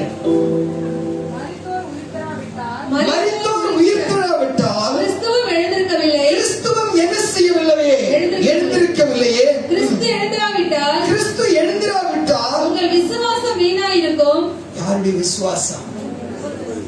அப்ப இயேசு கிறிஸ்து உயிர்த்தெழுந்ததனுடைய நோக்கம் நம்முடைய விசுவாசமானது வீண் போகாமல் இருக்கும்படியாக. அல்லேலூயா. இயேசு உயிர்த்தெழுந்ததனுடைய முதல் நோக்கம் என்னது? தம்மை விசுவாசிக்கிறவர்கள் யாரா போகக்கூடாது? வீணாய் போகக்கூடாது. ஊரு உலகம் உங்க சொந்தக்காரங்க சில அடிக்கடி சர்ச்சுக்கு வர பிள்ளைங்களை பார்த்து பக்கத்து வீட்டுல கேட்க, என்ன சும்மா சும்மா சர்ச்சனே ஓடிட்டு கேட்கறாங்களா இல்லையா? சொல்லு. உலகத்தினுடைய நம்பிக்கை வீணா போகும்போது நான் வீணா போகாத ஒரு பார்ட்டி. யாரு? நான் வீணா போகிறவன் கிடையாது. கேட்பாங்க, இது நடந்துருமா அது நடந்துரும். உனக்கு நடக்காத கொஞ்சம் மேட்டர் என் கையில கூட நடத்தி காட்டு. உனக்கு நடக்காத கொஞ்சம் மேட்டர் யாருக்கு சொல்லு. நம்ம என்ன செய்வோம்னு சொல்லி நடத்தி காட்டுவோம். அல்லேலூயா. ஆமா. டாக்டர் கைவிட்ட எத்தனை கேஸ்ல இழுத்துட்டு வந்தா அதை நெகைமையை கொண்டாட்டி உட்காந்துற மாதிரி ஆமாங்க. அண்ணா கொஞ்சம் ஏன்பா எல்லாரும் அவளுங்க கரங்களை தட்டுங்க. படுத்த படுக்கையில கிடந்த என் பிள்ளையாட வந்து சொல்லுவோம். அவருக்கு கூட நம்பிக்கை இருக்குது. அவனுக்கு என்ன பார்க்கும்போது ஒரு நம்பிக்கை அவனுக்கு கிடையாது. பாத்தியா படுக்கையில கிடந்த இப்ப குதிரை மாதிரி ஓடிட்டு எப்படி என்னது?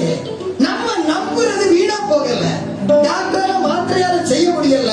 என்னை உயிர்த்தெழ பண்ணுறதான என் ஆண்டவருடைய வல்லமையினால ஒரே கருத்து சபை போட்டது. பக்கத்தில் உட்கார்ந்து இருக்கேன், ஞானஸ்தானம் இருக்கேன், மரித்தவர்கள் உயிர்த்தெழுந்தோட நம்ம பத்திரை பொழிக்கிறது. அல்லேலூயா. அக்கிரமத்திற்கு பாவத்திற்கு மரித்து நீதிக்கு பிழைத்தவனாய் உயிர்த்தெழுதல் வல்லமையில் பங்கடைந்தவனாய் உட்கார்ந்துட்டு இருக்க. அல்லேலூயா. டைம் இல்ல உங்களை யாரையும் சொல்லலைன்னு சொல்லி நம்ம பாடத்தை கடந்து சொல்றோம். அல்லேலூயா. அப்ப இயேசு கிறிஸ்து உயிர்த்தெழாவிட்டால் எது வீணாய் போயிருக்கும்? எத்தனை பேர் விசுவாசிக்கிறீங்க? இயேசு நீங்கள வீணா போகாத பாட்டி. அல்லேலூயா. பக்கத்திலே பார்த்து சொல்ல, நிச்சயமாக நீங்க வீணா போகாதவங்க. அல்லேலூயா. அதே சொல்றாங்கல்ல, இவன் ஒரு வீணா போனவன். அதோ இயேசு விசுவாசிக்கிற யாரு கிடையாது. வீடு இருக்கிற குட்டி பசங்க பக்கத்துல உள்ள தம்பியை பார்த்து சொல்லுடா, டே செல்லம் சொல்லுங்கடா, நீங்க வீணா போனவங்க இல்ல. Right, okay, thank you, God bless you. ஆமா. இப்ப பாருங்க, உங்கள் விசுவாசம் எப்படி இருந்திருக்கும்? வீணா இருக்கும். அடுத்து நீங்கள் இன்னும் உங்கள் பாவங்களில் இருப்பீர்கள். விசுவாசம் உங்களுக்கு வீணா போயிடுச்சுன்னா நீ உயிரே அடைய முடியாது. நீ என்ன செஞ்சிருப்ப? நீ பாவத்திலேயே செத்திருப்ப. நல்ல வேலை. நம்ம என்ன செய்யறோம்? விசுவாசிக்கிறோம். நம்மால என்ன செய்ய முடிகிறது? நம்மளால விசுவாசிக்க முடிகிறது. நம்பர் 1, நம்முடைய விசுவாசம் நம்ம என்ன செய்யறதுன்னு சொல்லியாச்சுன்னா நம்மை உயர்த்தெழுதலுக்கு நம்மை தகுதியுடையவர்களாய் மாற்றுகிறது. வாசிப்போம். கிறிஸ்துவுக்குள் நித்திரை அடைந்தவர்கள் கெட்டிருப்பார்களே. கிறிஸ்துவுக்குள் நித்திரை அடைந்தவர்கள் கெட்டிருப்பார்களே. இம்மைக்காக மாத்திரம் நாம் கிறிஸ்துவின் மேல் நம்பிக்கை உள்ளவர்களாய் இருந்தால் எல்லா மனுஷரை பார்க்கிலும் பரிதபிக்கப்படத்தக்கவர்களாய் இருப்போம். அல்லேலூயா.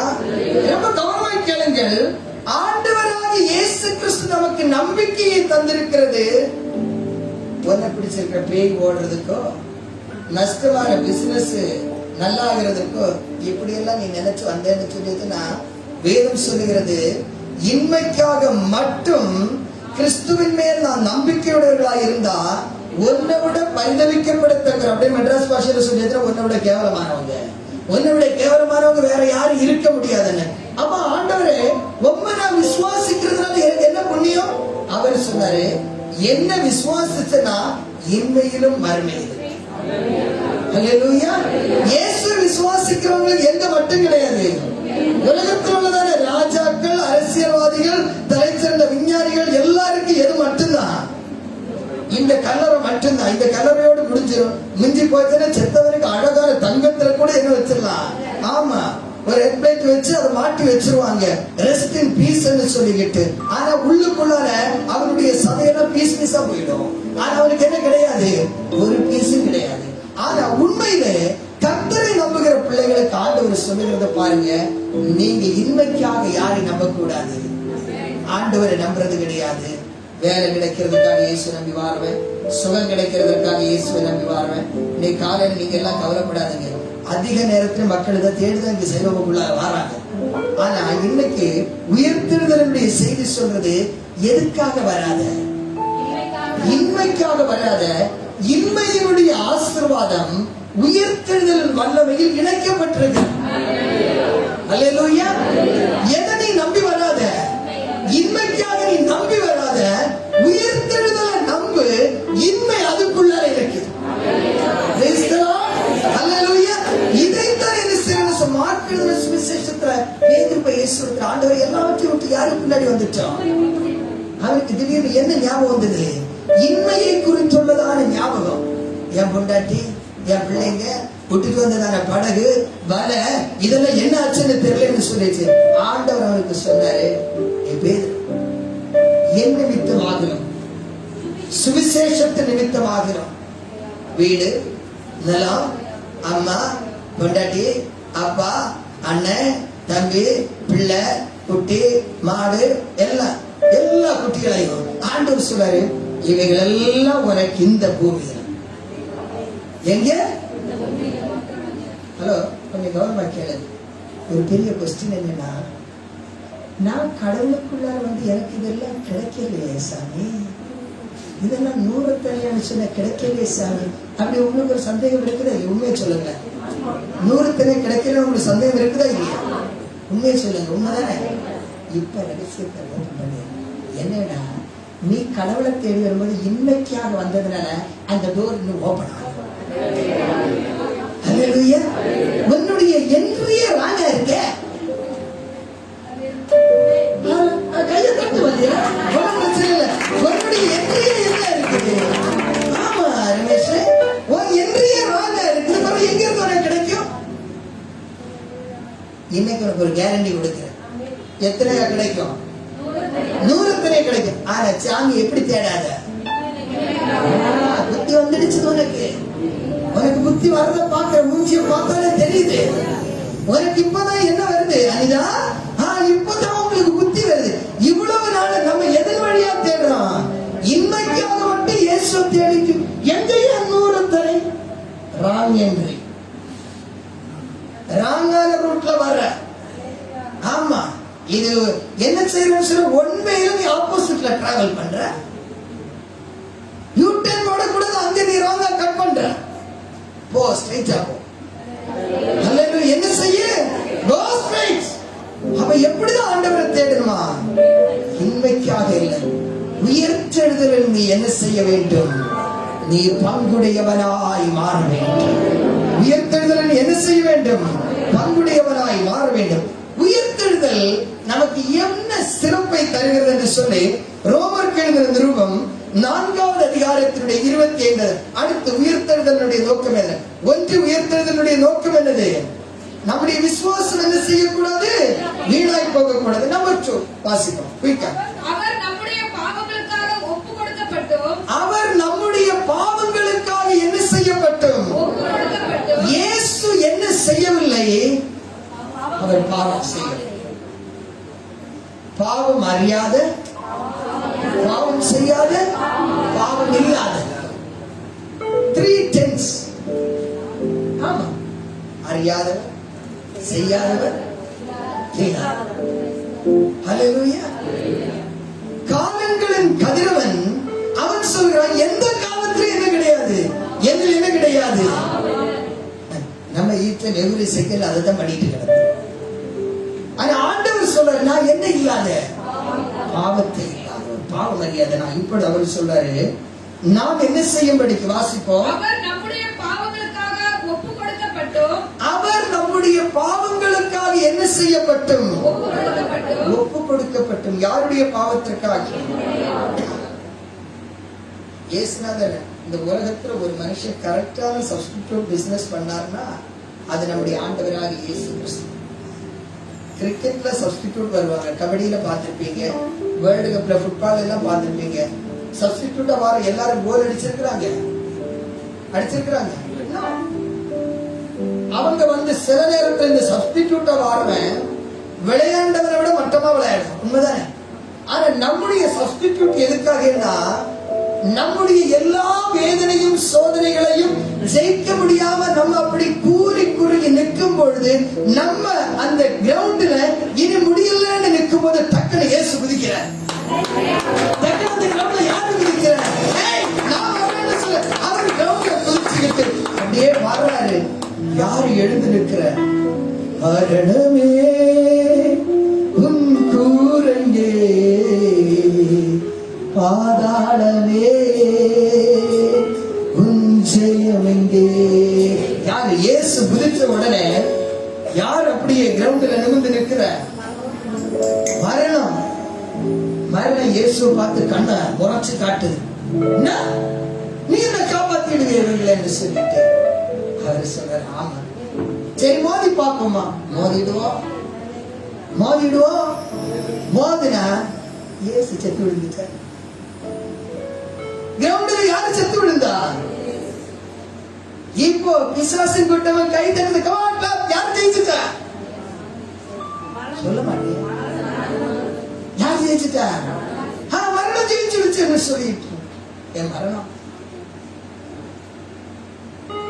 அவருக்கு என்னெல்லாம் சக்தி இருக்கு தெரியுமா? நீ இங்கத்தான் பூமியில தான் சுற்றி தெரியும். உங்களுடைய கொஞ்சம் பாதி பேரை எங்க அடைச்சு வச்சிருக்கிறா? பாதாளத்துல இருக்கல. நீ நினைச்சா கூட அவங்கள போய் பார்க்க முடியாது இல்ல.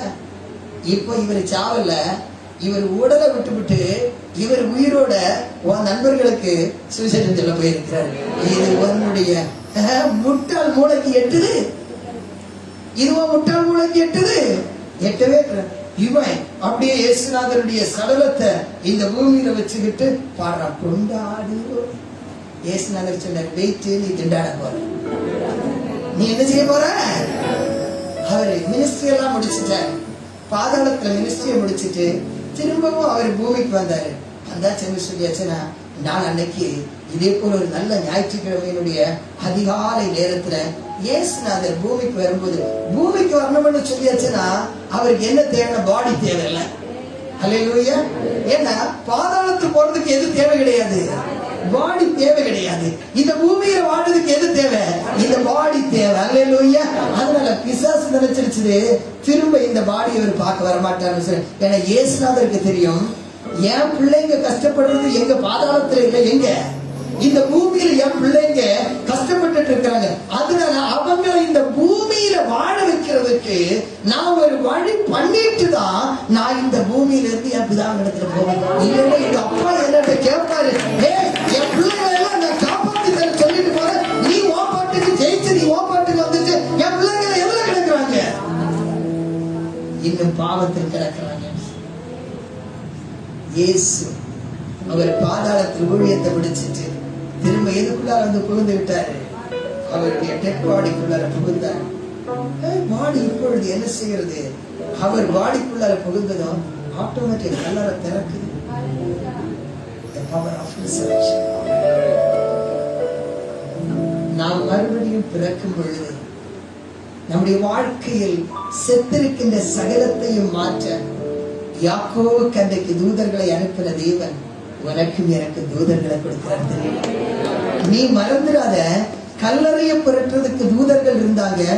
என் வாழ்க்கையினுடைய பிரச்சனை எப்படி பரலம்னு சொல்லிட்டு எப்பொழுது ஞானஸ்நானத்தின் போது உன்னுடைய பேர் ஜீவ புஸ்தகத்தில் பதிவு செய்யப்பட்டதோ ஆட்டோமேட்டிக்காக கர்த்தருக்கு பயந்தவர்களை சூழ அவருடைய தூதர்கள் என்ன இறங்கி என்று சொல்லிச்சு நமக்காக தூதர்கள் கொடுக்கப்படுகின்றார். அல்லேலூயா. இந்த ஆசீர்வதிக்கப்பட்டதான நேரத்துல இந்த வசனத்தை வாசி முடிவை நோக்கி கடந்து சொல்லும் வாசிப்போம். அவர் நம்முடைய பாவங்களுக்காக ஒப்பு கொடுக்கப்பட்டும் நாம் நீதிமான்கள் ஆக்கப்படுவதற்காக எழுதப்பட்டும் இருக்கிறார். ரைட். எழுப்பப்பட்டும் நாம் என்ன ஆகப்படும்படியாக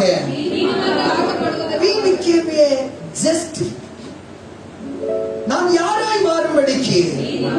நீதிமான்கள் ஆக்கும்படிக்கு. அவர் நீதிமான்கள் ஆக்கப்படும்படி என்று சொல்லியது நாம் யாராய் இருந்தோம்? பாவிகளாய் இருந்ததான நம்மை. நேரமில்லை, நானே வசனத்தை சொல்றேன். எபேசியர் 2ஆம் அதிகாரத்தினுடைய 1-2 வசனம். 2வது வசனம் சொல்றது, அக்கிரமங்களிலும் பாவங்களிலும் மரித்தவர்களாய் இருந்த நம்மை அவர் யாராய் மாற்றும்படிக்கு? அவர் உயிர்த்தெழுதலின் நோக்கம் என்னவென்று சொன்னால் பாவியை யாராய் மாற்றுதல். எப்படின்னா இந்த பாவியை இயேசு கிறிஸ்து யாருக்கு முன்பதாக நிப்பாட்டணும்? தன்னுடைய பிதாவாகி தேவனுக்கு முன்பதாக நிப்பாட்டும் பொழுது இவன் பாவம் செய்ததான உணர்வு இவனுக்குள் வரக்கூடாது. ஹலோ, இந்த காலையில் ஒரு ரகசியத்தை நான் சொல்றேன். நீ கிறிஸ்துவுக்குள்ளாக நீ ஞானஸ்நானம் எடுக்கும் பொழுது உயிர்த்தெழுதலின் சாயலில் இணைக்கப்படுகிறீர்கள் பார்த்தீங்களா? அப்பொழுது நாம் மறுபடியும் பிறக்கிறதுனால நீ செஞ்ச ஒரு குற்ற உணர்வு உனக்கு வராது. அதுதான் உன்னை நீதிமான் ஆக்குது. உன்னை பிதாவாகி தேவன் உன்னை நோக்கி பார்க்கும் பொழுது நீ வேசியாய் வாழ்ந்திருக்கலாம், நீ கொலைக்காரனாய் வாழ்ந்திருக்கலாம், நீ கொள்ளைக்காரனாய் வாழ்ந்திருக்கலாம், உலகத்தில் யாரும் செய்யாத அயோக்கியத்தனமாய் வாழ்ந்திருக்கலாம். ஆனால் கிறிஸ்துவனுடைய உயிர்த்தெழுதலுடைய வல்லமை உன்னை தொடும் பொழுது, பிதாவாகி தேவன் உன்னை நோக்கி பார்க்கும் பொழுது உன்னில் பாவம் இல்லை, உன்னில் களங்கம் இல்லை, நீ தூய்மையாக்கப்பட்டிருக்கிறாய், நீ பரிசுத்தமாக்கப்பட்டிருக்கிறாய். தேவன் உன்னை நோக்கி பார்க்கும் பொழுது இயேசுவின் இரத்தம் ஒன்றே உனக்கு முன்பதாக உன்னை மறைத்திருக்கிறவர் பார்க்க முடியும். ஓ glory, hallelujah.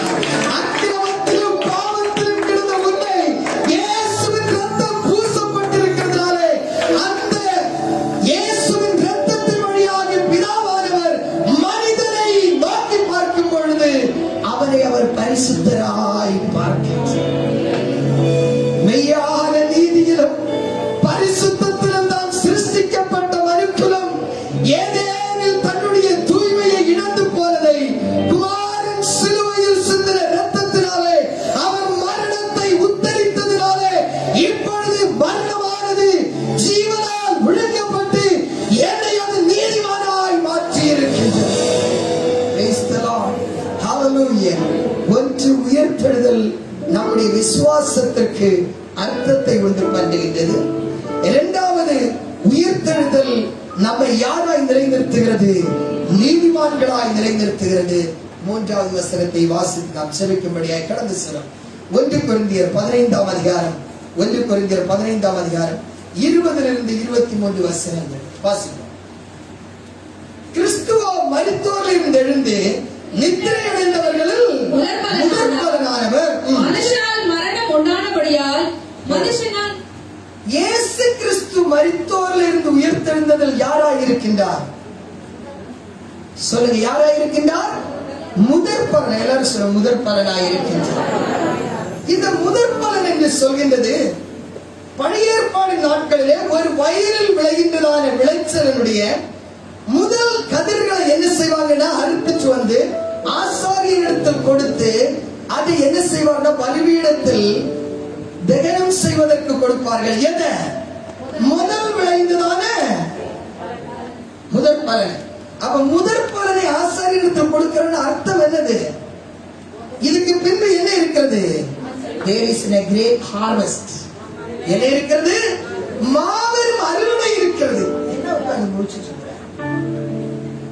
வயலில் விளைந்ததான முதல் கதிர்களை எடுத்துட்டு வந்து யாருக்கு கொடுப்பாங்க? முதன்மையானது. அதை ஆசாரியனிடத்தில் கொடுக்கும் பொழுது கொடுக்கிறவனும் பெற்றுக்கொள்கிற ஆசாரியன் எதுக்காக ஆசீர்வதிக்கிறான்? இந்த வயலில் என்ன உண்டாகட்டும்? பூரணமான அறுவடை உண்டாகட்டும் என்று சொல்லி உயிர்த்தெழுதலின் அறுவடையினுடைய முதல் கனியாய் நம்முடைய இயேசு இருக்கிறதுனால இந்த உலகத்தில் மாபெரும் அறுவடை நடக்க போகிறது. அல்லேலூயா. உயிர்த்தெழுந்தவர்கள் முதல் பலனாய் இருக்கின்றார். இந்த முதற் பலனை வச்சுதான் விளைய போகிற பாக்கி எல்லா கதிர்களை குறித்தும் தீர்மானம் செய்வாங்க. உண்மைதானே? அல்லேலூயா. அப்ப நம்முடைய இயேசு முதற் பலன். எப்படி அவர் உயிர்த்தெழுந்தாரா? மரணத்தையும் பாதாளத்தையும் சாவையும் வென்று அவர் உன்னையும் என்னையும் பார்த்து சொல்ற, நீ மரணத்தை ஜெயிக்கலாம், நீ சாபத்தை ஜெயிக்கலாம், நீ எதையும் மேற்கொள்ளலாம், அதற்குள்ள சக்தி உனக்கு நான் கொடுத்திருக்கிறேன். நம்ம என்ன பண்ணிட்டு இருக்கோம்? ஒரு சின்ன பிரச்சனையை தாழ முடியாம, ஏன்தான் எனக்கு இந்த கஷ்டம், நான் ஏன்தான் இப்படி போய் மாட்டிக்கிட்டேன்னு எனக்கே தெரியல. இது எங்க அம்மாவுடைய சாபமா, இல்ல எங்க பரம்பரையினுடைய சாபமா? எந்த பரம்பரையினுடைய சாபம்னு எனக்கு தெரியல. உன்னுடைய அவிசுவாசத்தினுடைய சாபம். சொல்ல இப்ப இவங்க அப்பனாலே அவங்க அம்மாவாலே வந்த சாபம் கிடையாது. யாரால வந்த சாபம்? விசுவாசிக்காததுனால வந்த சாபம். இந்த காலை இந்த செய்தியை கேட்டீங்க, நீ கடந்து போக, நீ உயர்த்தெழுதலின் வல்லமையினுடைய சம்பூர்ணம் அனுபவிக்கத்தக்கவனாய் அனுபவிக்கத்தக்கவனாய் அந்த கடந்து செல்ல. உனக்கு முன்பதாக தடை என்று ஒன்று இருக்க முடியாது. உனக்கு முன்பதாக தடை என்று சொல்லி ஒன்று என்ன செய்ய முடியாது. ஏனென்று சொன்னால் உலகத்தில் தடை என்று மனிதர்கள் எல்லாரும் கண்ட ஒரே ஒரு சக்தி மரணம் தான். அந்த மரணத்தை நம்முடைய மன்னவன் ஜெயித்துச்சு. அவர் சொல்றாரு, என்னை விசுவாசிக்கிறவன் என்னை போன்ற காரியத்தையும் செய்வான், என்னும் பெரிய காரியத்தையும் செய்வான் என்று சொல்லி மூன்றாவது காரியமாக இந்த வசனத்தோட முடிச்சிட வாசி கண்டினியூ பண்ணிடு. கிறிஸ்துவோ மரித்தோரிலிருந்து எழுந்து நித்திரை அடைந்தவர்களில் முதற் பலனானார். மனுஷனால் மரணம் உண்டானபடியால் மனுஷனால் மரித்தோரின் உயிர்த்தெழுதலும் உண்டாயிற்று. ஆதாமுக்குள் எல்லாரும் மரிக்கிறது போல கிறிஸ்துவுக்குள் எல்லாரும் உயிர்ப்பிக்கப்படுவார்கள். அவனவன் தன் தன் வரிசையிலே உயிர்ப்பிக்கப்படுவான். முதற் பலனானவர் கிறிஸ்து. பின்பு அவர் வருகையில்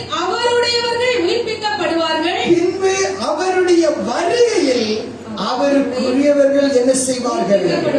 உயிர்ப்பிக்கப்படுவார்கள். அப்படி என்றால் முதற் பலனாகி இயேசு என்ன செய்திருக்கின்றார்? அவர் உயிரோடு கூட எழுந்திருக்கின்றார். அல்லேலூயா. அவர் எழுந்ததனாலே பின்பு யாரு இந்த உலகத்தில் மரிக்கிறதற்கு முன்னமே நான் மறுபடியும் ஜீவனோடு கூட வருவேன் என்று சொன்ன அநேக மத தலைவர்களை நாம் சரித்திரத்திலையும் புஸ்தகங்களையும் வாசிக்கிறோம். இந்தியாவில் ஒரு சாமியார் இருந்தார், ஆந்திராவில் புட்டவதியில. யாரு? சாய்பாபா. அவருக்கு கிட்டத்தட்ட ஒரு 6 கோடி டிவோட்டிஸ் உலகமெங்கும் இருந்தார். அவருடைய ஒரு டிவோட்டியினுடைய வீட்டுல சவுத் ஆப்பிரிக்கால இருக்க டெர்பன் பட்டணத்துல ஒரு பெரிய பிசினஸ் மேன், நம்முடைய சைலோவனோட ஒரு பிசினஸ் மேனுடைய நண்பர்.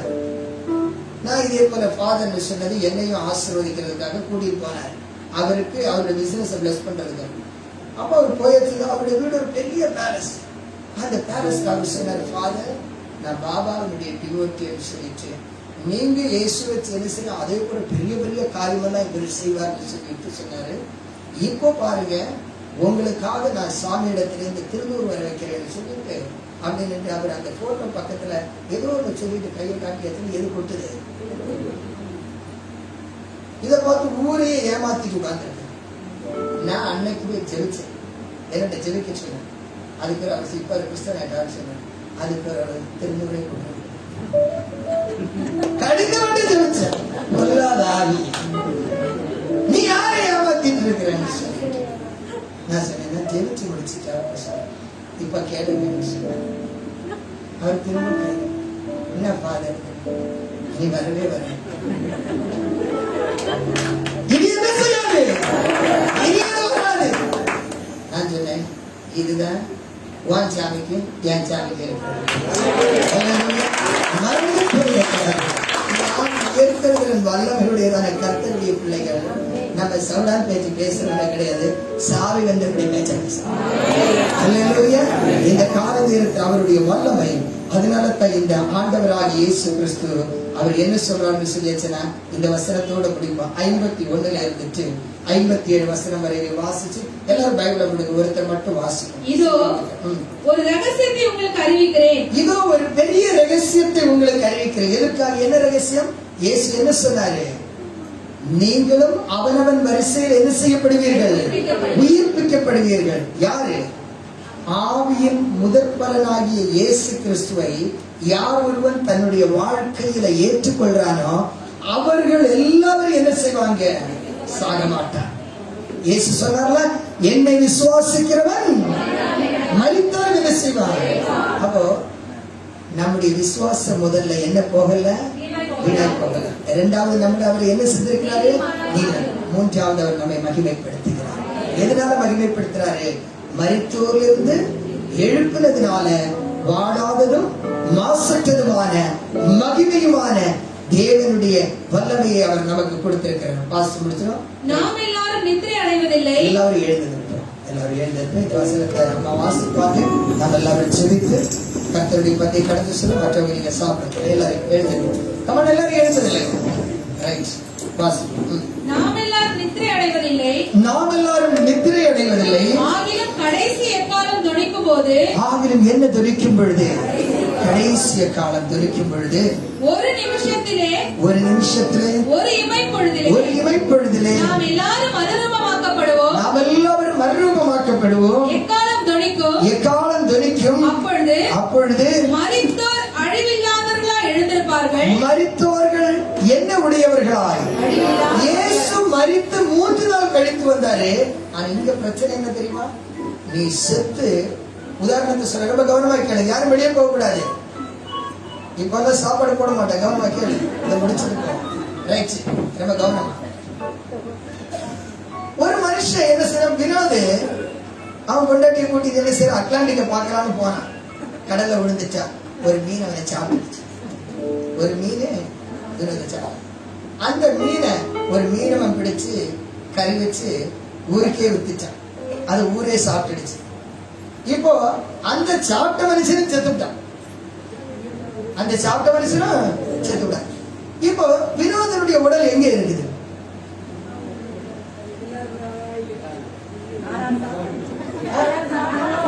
எவன் வயிற்று இருக்கு, அவன் வயிற்று போது என்ன செஞ்சுட்டான்?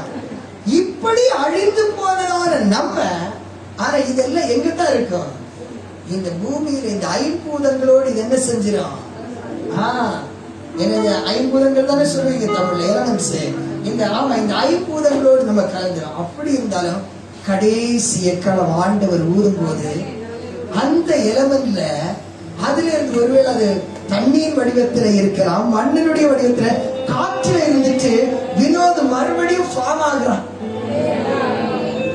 1000 2000 வருடம் கழிச்சு மறுபடியும் என்ன செய்யறான்?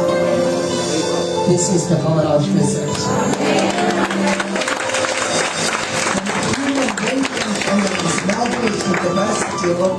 Resurrection power. Praise the Lord.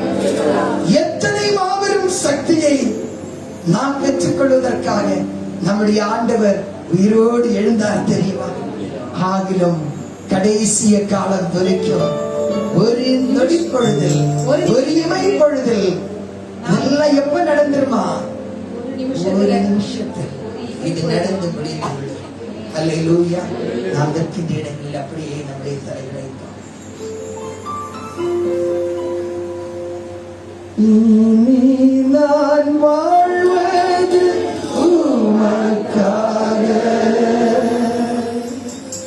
உமது மகிமைக்காக. இனி நான் வாழ்வது உமக்காக, உமது மகிமைக்காக. உம்மன்பை எடுத்துச் சொல்லுவேன், உம்மன்பை எடுத்துச் சொல்லுவேன். ஓயாமல் பாடுவேன், நான் ஓயாமல் பாடுவேன். என் இயேசு ராஜாவே, என்னாலும் ஸ்தோத்திரம். என்னோடு வாழ்பவரே,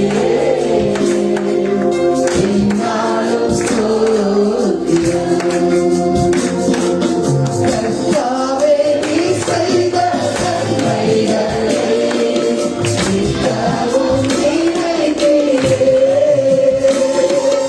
கர்த்தாவே, நீ செய்த சொல்லுமா?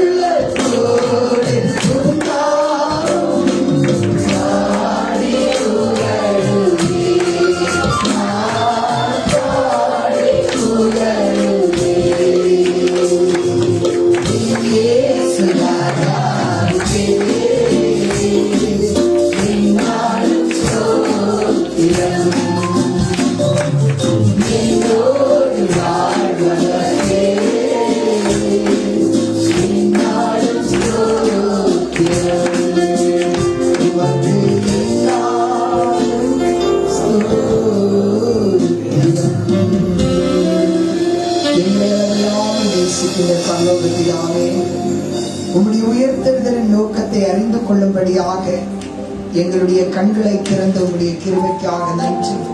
நீர் உயர்த்தெழாவிட்டால் எங்களுடைய விசுவாசம் வீணாய் போயிருந்திருக்கும். ஆண்டவரே, எங்களை நீதிமான்களாக்க யாரும் இல்லாமல் இருக்கும் பொழுது அநீதிமானாகி என்னுடைய ஸ்தானத்தில் நீர் கடந்து வந்து எங்களை நீதிமான்களாக்கினதற்காக ஸ்தோத்திரம் ஆண்டவரே.